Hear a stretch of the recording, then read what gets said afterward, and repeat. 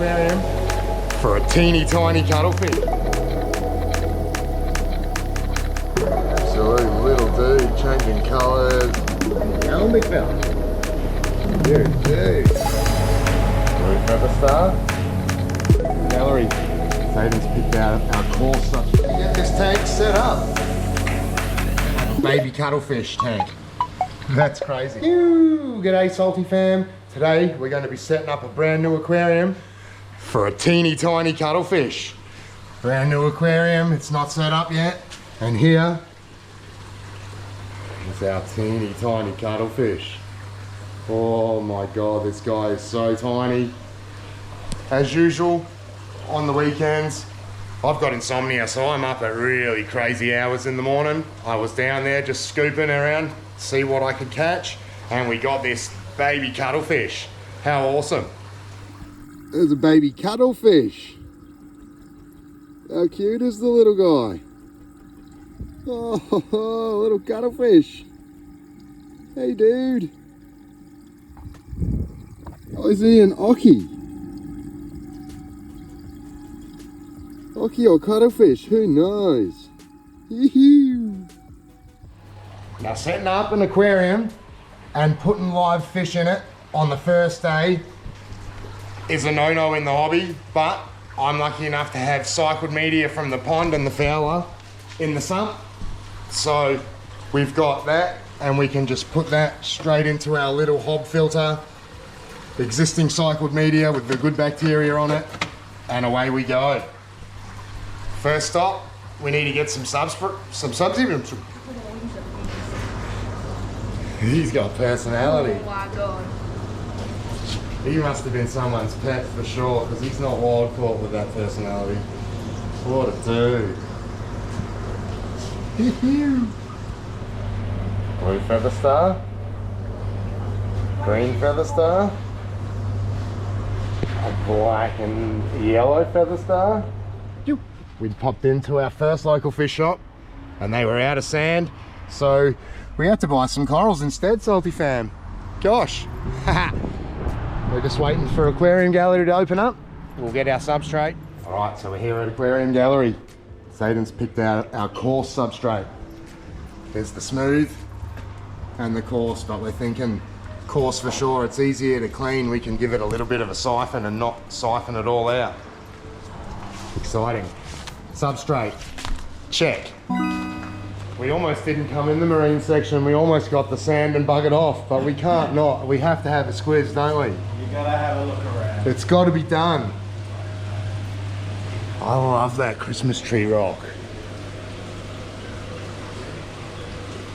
It's only 190, Salty fan. If someone wants it, it's a perler. All right, so we're back with our substrate.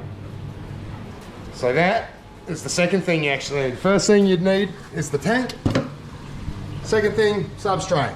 Then you'll need a filter, heater, and a little light if you've got one. They're about what you need. You'd also probably run a protein skimmer, but because this is such a little tank and I'm going to do water changes weekly, we don't need a protein skimmer. Step one, rinse, clean our sand. All right, this is a 4 kilo bag, so I've tipped about half of it in, so about 2 kilos worth, and we're just going to get some RO water and give it a good old rinse. Salt water. Aiden's doing the honors.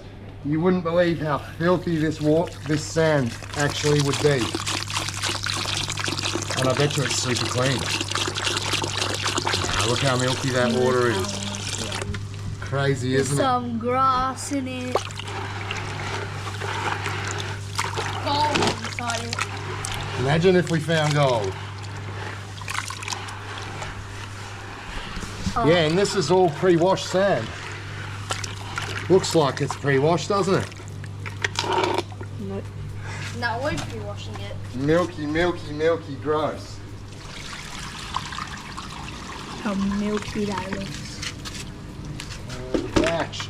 We'll repeat this process 2 or 3 times, and then we'll flick yours on when we're putting it into the tank. All right, this is rinse number 10. and the water is slowly getting clearer. We can see the sand. A little clear. A little clearer. Not that nice though. Oh, it's nicer than it was. Hopefully the last one. Number 11. Otherwise, when we fill the tank up, it's just going to be murky and we won't be able to see our new addition. All right, we'll come to the back of our sump where we've got our Biome Media that lives. We got a nice bag of super clean, segregated Biome Media here. Oh, I have to undo this knot and then get a couple out. All right, we'll grab probably 2 of these, I think, and then we might float one in the tank for a little bit. Got our clean substrate. We have our bio balls with our bacteria on it, and we also have a nice little rock from our sump that's going to be a rock for him to chill out in, and we've got our ocean water. So Water Zara's going to take over, she's going to film, and we're going to get this tank set up. First things first, substrate.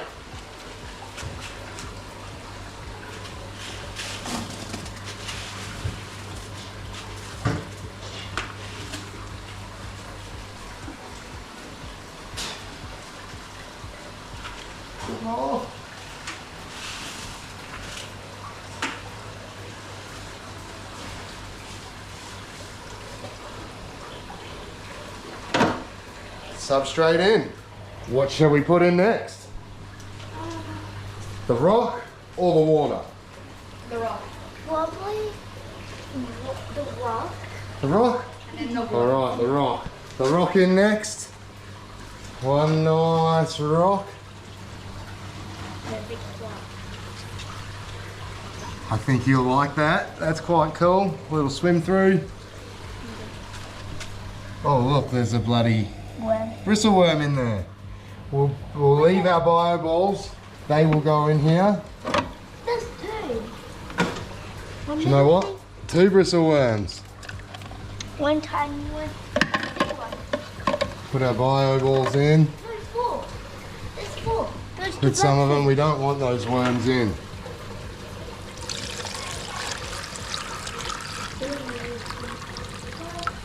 I'll have to put some filter media in there to filtration too. Next step, water in. Coming close, try and get as close to the tank as we can. And the water is going in. Oh, I knew that was going to happen. You got the water thing.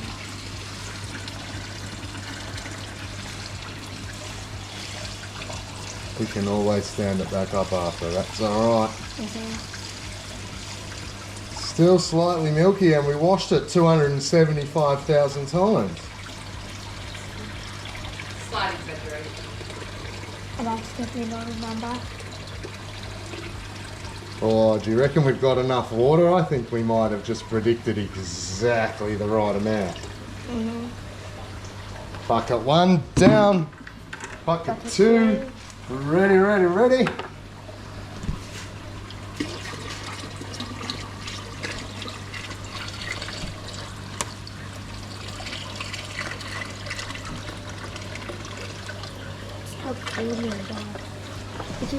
It's still filming, darling.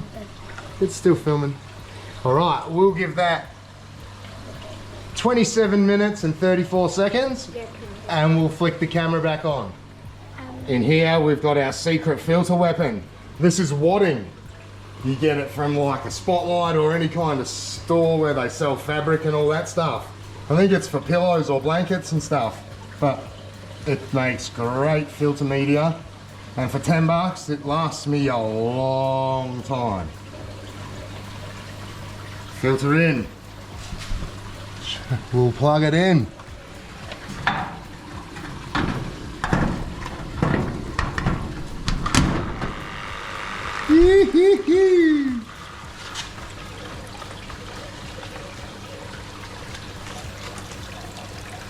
Awesome.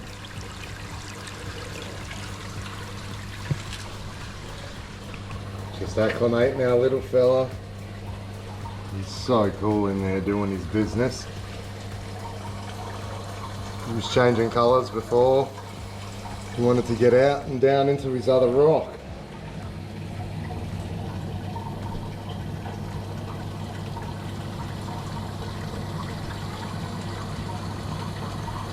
What an absolute little dude, changing colours. I can't wait for him to settle in and get happy. And then we can start trying to hand feed him. It's so exciting. While we're waiting for our cuttlefish to acclimate, I don't know if you can see back on Spike, there's a couple of white bloody spots. I don't know if I'm super paranoid or if a couple of grains of sand have got onto him. I'll try and zoom in. On the side there, on the top, in the middle, and there's a dot on his bloody fin. 100% it's something.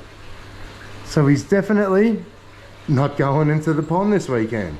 That sucks. Or next weekend. I've only just started bringing the salinity back up. But now I'm going to have to start bringing it back down, and he's not going in next weekend. There's our eel. It's cool to see him sleeping in the day. I usually never can see him.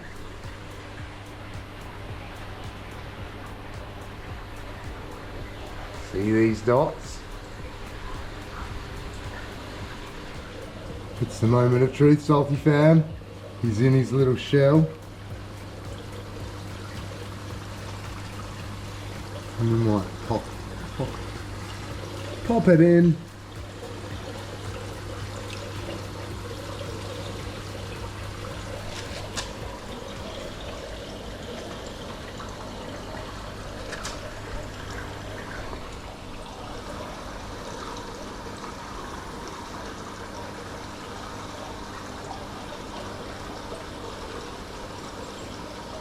Oh, he stuck himself into the sand. That's awesome. Hey, you little dude. I wonder if there's a way to restrict the flow a little.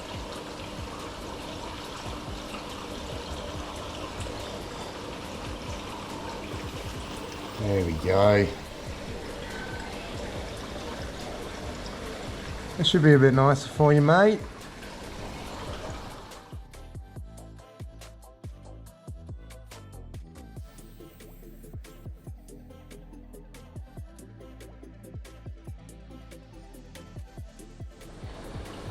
He's almost completely buried himself. What a little champion. How cool is that? This morning when I woke up, the last thing I thought was that by after lunch, I was going to have a baby cuttlefish tank. That's crazy. Totally nothing expected about that at all. If you enjoyed that one, please be sure to smash that like button. And if you want to see him grow up, we're going to be catching crabs for him, do live feedings for him and stuff like that. And you want to follow along with the saltwater pond and its progress, please be sure to subscribe. But until next time, stay salty.